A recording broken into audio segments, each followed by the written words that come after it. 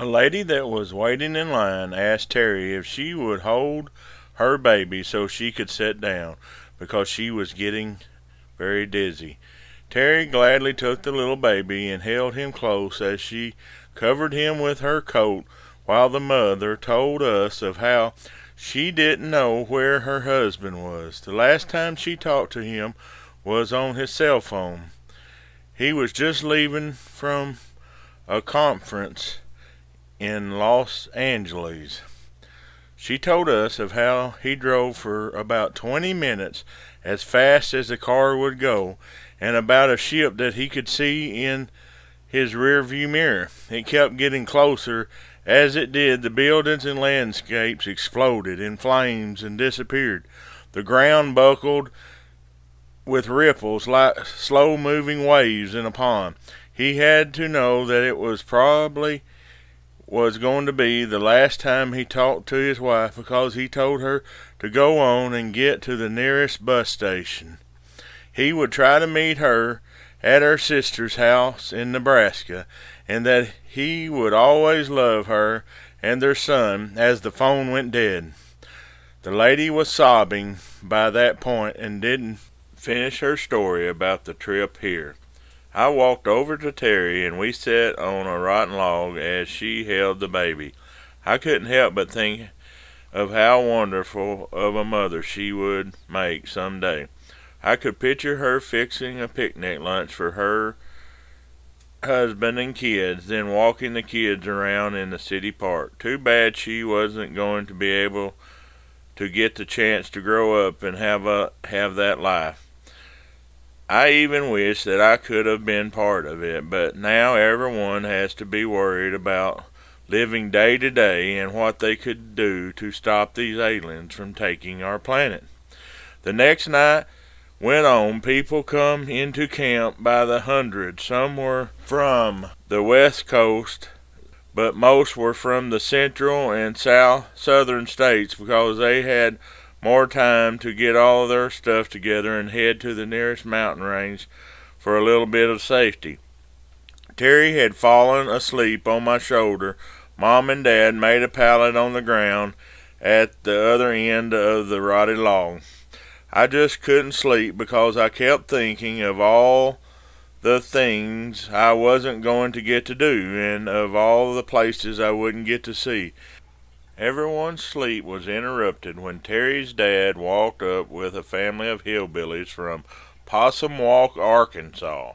He started to tell their names, but before he could get out a sound, the man with a long beard and wearing overalls that was standing next to him yelled out, "Hey, what are all you people going to do? Sleep your life away or something? This might be our last night alive, and where I come from, we like to live life to the fullest. So let's party, and if we have to go out, let's go out with a bang." Everyone was stunned and looking around. That's when I stood up and said, "Why not? If we just hide and wait for our doom and destruction, the aliens have already won.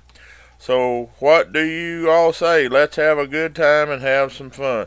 Besides, the ships move slow, making sure nothing is left behind, so it will be some time tomorrow before the ships get close to this area. And besides, the places to run are running out." My dad said, "He's right. Let's make the best of it before it's too late." Terry said, "All right, I'll go get some more wood for the fire." And her mom said, "I'll get some coffee and food." The guy with the beard looked back down the hill to his truck and yelled, "Uncle Jim, bring the fiddle and a couple of those jugs of homemade moonshine or the muscadine wine so we can warm up this cold night." Some more families joined our little camp to listen to the folk music that the hillbillies were playing. The music and dancing went on for a couple hours until everyone either got too tired or a little too tipsy from the wine. Terry's dad had kept the fire going while the party went on because he was the only adult that wasn't tipping the jugs. He walked over to the group of kids and teenagers that had formed around the rotten log that by now had been busted into chunks and used for seats. We were all talking about what we were going to do with our lives and the stories that we had heard from the people in camp.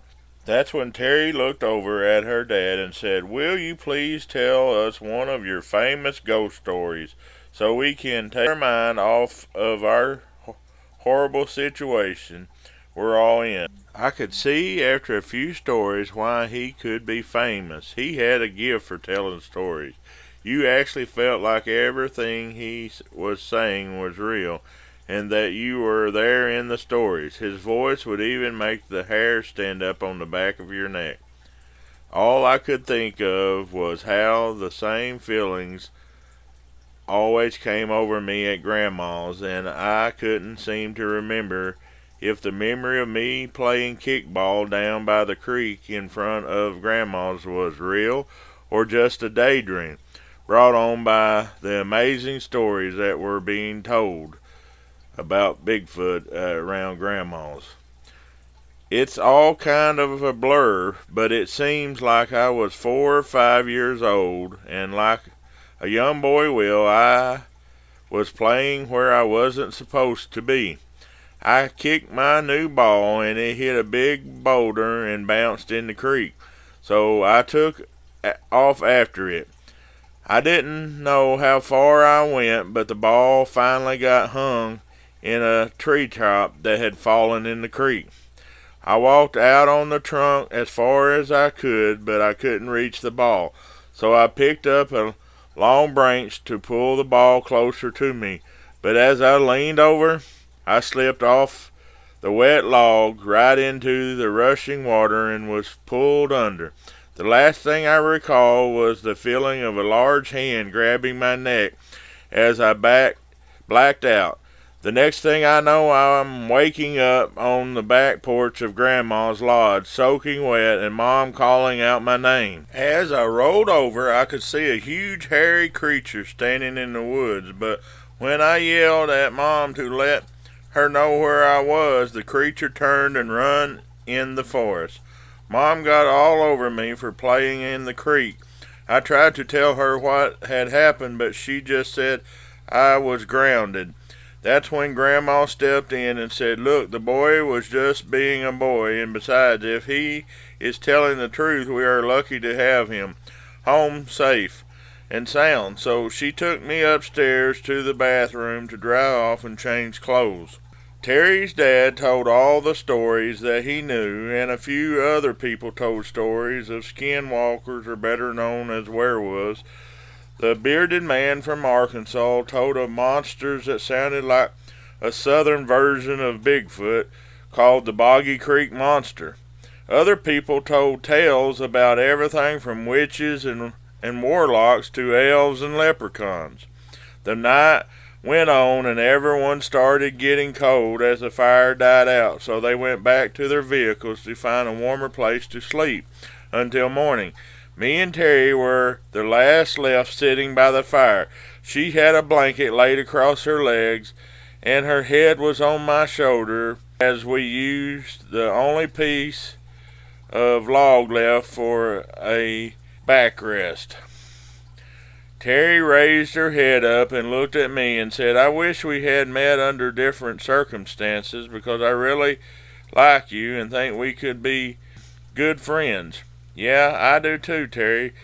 But who knows, maybe someday we will meet again if we live through this attack." Alright, be on the lookout for Volume 4 of The Myths of Life and see what new adventures await Timmy and his friends as they journey to Grandma.